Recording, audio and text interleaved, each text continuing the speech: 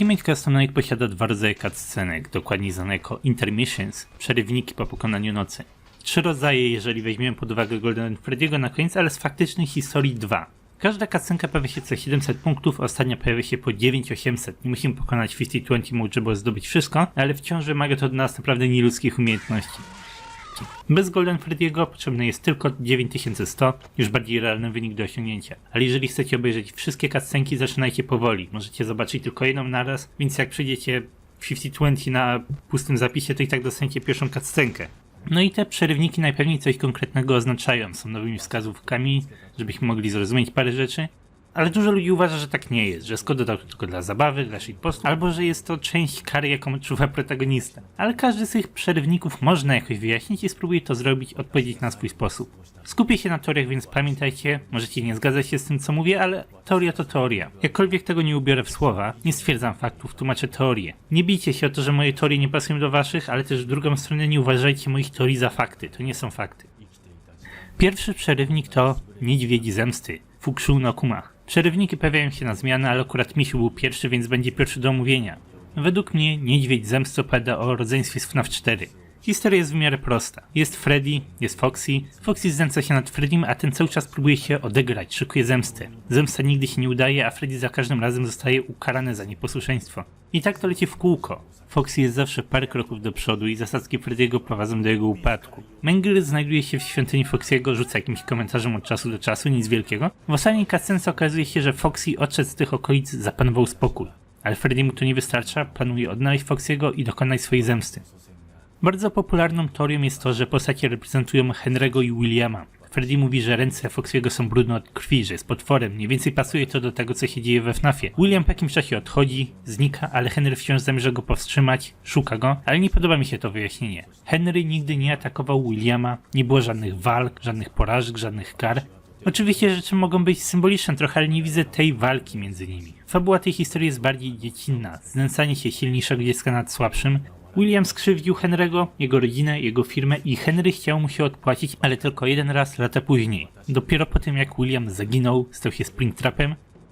Candy KD sugeruje nam swoimi opowieściami, że Henry wiedział prawdę o Williamie, ale nic z tym nie robił. Potem żałował, ale dopiero w FFP zaczął działać. Henry nigdy się nie mścił, chciał po prostu powstrzymać potwora. Co też najbardziej przeszkadza mi w tej teorii, to to, że do niczego nie zmierza. Nie rozwija żadnych relacji Henry'ego i Williama, nie buduje wątków, nic. Dlatego idę w kierunku historii młodszego i starszego brata. Jest tutaj naprawdę wszystko. Dosłownie chłopiec w masce Foxy'ego, dosłownie Mangle, ugryziony dzieciak to Freddy, Golden Freddy, więc mamy tak 2,5 na 3 pasujących postaci. Starszy brat znęca się nad młodszym, wyśmiewa go, karze go. Sytuacje z przerywników też nawiązują do ich historii. Raz Freddy atakuje podczas swoich urodzin, raz atakuje podczas ulubionego serialu Foxy'ego. Po co najmniej 6 atakach Foxy nudzi się, wjeżdża na wakacje i nie do końca odnosi się to dobrze do dwóch braci, ale symbolicznie pasuje.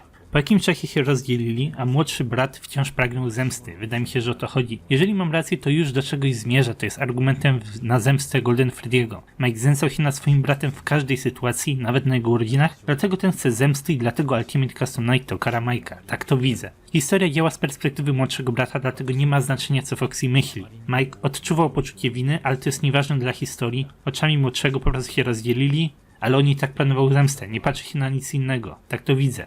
Mój następny argument Golden Victimowy. Co ciekawe, japońskie dialogi, które słyszymy, nie mają żadnego związku z tekstem, który pojawia się na ekranie. Scott zamówił jakiś japoński voice acting, przygotował jakiś tekst do przeczytania, ale ostatecznie w grze pojawia się coś zupełnie innego.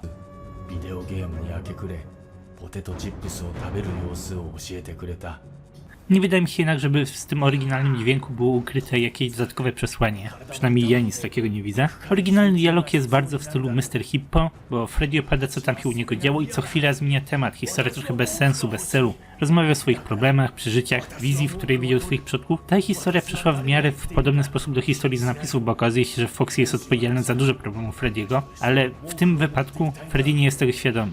Tutaj Foxy jest bardziej przyczajony, tajemniczy, ale też cała historia brzmi bardziej głupkowato. Nie wydaje mi się, żeby było tutaj coś ukrytego, coś co Scott zrobił dla śmieszków i tyle. Najzabawniejsze jest to, że gra zawsze wybiera jakiś losowy dźwięk. Jedna osoba dostanie inny głos, druga osoba dostanie inny głos do tej samej cutscenki. Jest w nich jakaś kolejność, ale trzeba tu ustalić na bazie nagrań wielu osób, albo na bazie plików gry. Nie wydaje mi się, żeby tutaj było coś głębszego, ale każdy może tworzyć teorię. Zostawiam tutaj wszystkie dialogi, możecie też znaleźć link w opisie. Toichika, The High School Years, lata szkolne. No, Toichika, cóż, szuka miłości swojego życia, ale niestety nie odnosi żadnych sukcesów. Dzień w dzień szuka, znajduje kogoś, ale następnego dnia okazuje się, że to jednak nie był on, to nie była miłość jej życia. Czego jednak Toichika nam nie mówi, to, że jej nieudane romanse nie kończą się dobrze dla osób, które jej się podobają. Dzień w dzień jej plecak posiada coraz więcej części robotów, na które wcześniej zwracała uwagę. Toichika jest szalona, zawsze znajduje jakiś nowy sposób, żeby zaciągnąć swoją nową ofiarę. I czasami robi to w miarę spokojny sposób, ale za każdym dniem wpada na coraz bardziej szalone pomysły. Dlatego też Toichika w raczej oczywisty sposób reprezentuje Williama Aftona. William wydawał się atrakcyjny dla dzieci, był maskotką, dzieci liczyły na to, że się z nim pobawią, że dostaną ciasto, czy cokolwiek fajnego zobaczą w safe roomie, do którego William je zaciągał. Jednej dziewczynce obiecywał, że jej rozjechany piesek tak naprawdę nie umarł i go odzyska, ale gdy tylko dzieci za nim poszły, ginęły. Tak samo w przypadku Toichiki. I największy problem całego tego przerywnika to pytanie, do czego on zmierza. Wiemy, kim jest William, wiemy, że zabijał, wiemy, że zaciągał dzieci i co z tego? Dużo osób z tego powodu po prostu uznaje przerywniki za totalnie nieistotne, za jakieś żarty, które Scott wymyślił. Według mnie chodzi tutaj o ilość ofiar, bo ofiar w tych cutscenkach jest 7, a Toichika dalej nie znalazła tego, czego szukała, czyli będzie więcej ofiar. Liczba 5 to dosyć popularna liczba we FNAF-ie. William zabijał 5 dzieci, nawiedzały 5 animatroników, Marionetka dołącza się do nich jako 6. Ale 7 ofiara? Według mnie przerywniki Toichiki zmierzają po prostu do wniosku, jest więcej ofiar. William zabił więcej niż tylko 6. Oczywiście nie jest to nic odkrywczego u mnie na kanale. Ja uważam, że William zabił Marionetkę, 5 dzieci, inną 5 dzieci i jeszcze inną 5 dzieci, łącznie 16, nie licząc Sister Location i żadnych innych dodatkowych potencjalnych ofiar. FNAF 1 do 4 to 16 ofiar. Dla mnie jest to na ten moment oczywiste, ale nie jest to powszechna informacja w fandomie. Ludzie wciąż się kłócą, czy te animatroniki są nawiedzone, czy nie.